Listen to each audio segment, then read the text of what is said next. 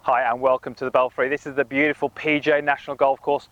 My name is Chris Ryan, and in this video we're answering a question from one of my Instagram followers about the downswing and how the pivot controls the movement of the downswing. Just before we get into that, in the corner of the screen you should have the details for my social media accounts, so if you don't already, please go ahead and follow me on those. So I did a post on Instagram asking for ideas on content for this morning's filming, and one of my Instagram followers, C Burns Golf, posted a question asking about how the pivot controls the downswing and how the two are related. And I thought this was a great question, and I thought it'd be a great opportunity to do a video talking about the pivot and how that does, exactly as he says, control the movement of both the hands and the club in the downswing. So before we go through exactly sort of what the effects are, what do we mean by the pivot? Well, the pivot is basically the movement of the body, and we can talk about this being backswing or downswing. So if I were to rotate my body in the backswing, we'd class that as the pivot, and if as I rotate through into the downswing, again we would class that as the pivot. Now, how we pivot really controls how the hands and how the grip of the golf club move as we start down. And what we know is that there is a huge difference between how elite golfers move the hands and the grip relative to how maybe high handicappers move the hands and the grip. And so we certainly see some differences, and we know that what some of the moves are that we need to make in order to get the hands moving in a much better fashion.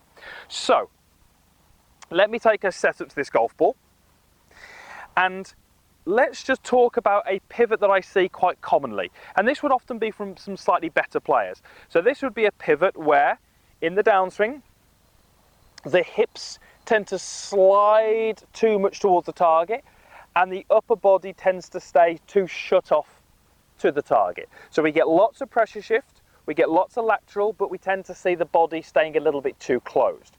Now, if we then add in the golf club and the hands, what we would tend to see is that from the top of the golf swing, as we make that start to the downswing, the arms would possibly move a little bit too much vertically down towards the ground. So you can see that from the top, there's a lot more down motion in the arms and a lot less out motion. Now, this is going to get that golfer probably very stuck from the inside, and they're going to do a few things there. But they're probably going to find they're a little bit shallower than they'd like to be. They're probably going to find that their club path gets a little bit too much out to the right. Now, if we see this same pivot from maybe some higher handicap golfers, we can often see that that move actually steepens the club shaft quite considerably. As the hands move down, and this would tend to be, say, from the slightly higher handicappers, the better players tend to sort of tip back and shallow the golf club. But if we make too much of this lateral shift where the upper body stays closed, we often can find that the club shaft steepens. If we have a steep club shaft, the hands are too much in, that is not a great position to be in to hit good golf shots. So what would we like to see happen? Well, what we would like to see happen is, from the top of the golf swing, we start to rotate a little bit better and start to open up the body a little bit better.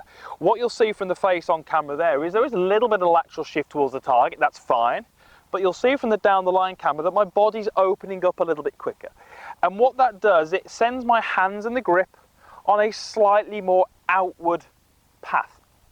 Now for me, this slightly more outward path with the hands is much more desirable to play better golf.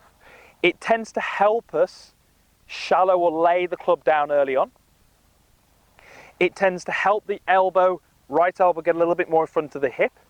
And it allows us to move the hands and the handle through impact in a slightly better fashion, with the handle moving in and up.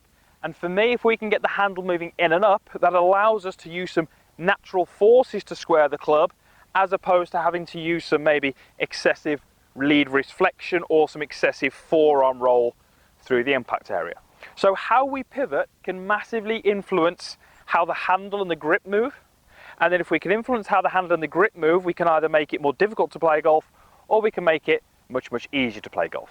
So what I would like you to sort of practice is, certainly I see lots of golfers who are from the top trying to shift some pressure across, but the handle can come down we stay too closed in the upper body, and this is not the best way to play golf. What I would like you to feel is that from the top, yes, you are shifting some pressure to your lead side, but you are starting to rotate, you are starting to let the chest turn back towards the golf ball, and you'll notice that my knees already at this point are slightly open to my target.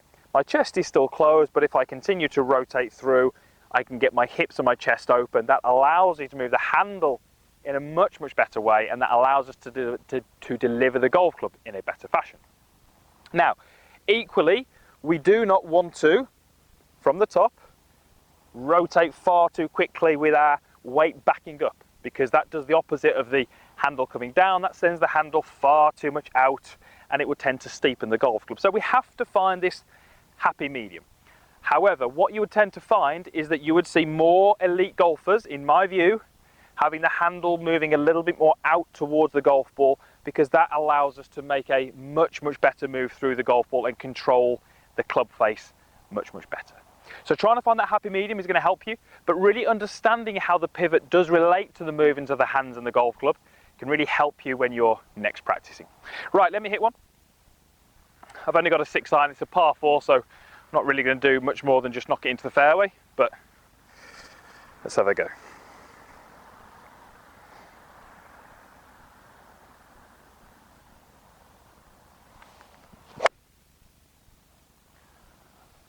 And I'd certainly take that. So hopefully that video is helpful. If it is, please click the like button, that really does help me. If you've got any questions, any comments, you can post those in the boxes down below. I will do my best to respond to as many as I can. And lastly, please subscribe if you haven't done already. There's loads more videos on my channel. There's loads more being uploaded weekly, so just clicking the link in the description box down below just means that you won't miss any of that new content, and hopefully it's all geared around helping you to play some better golf next time you're out on the golf course. Thank you again for watching, and hopefully we'll see you again soon.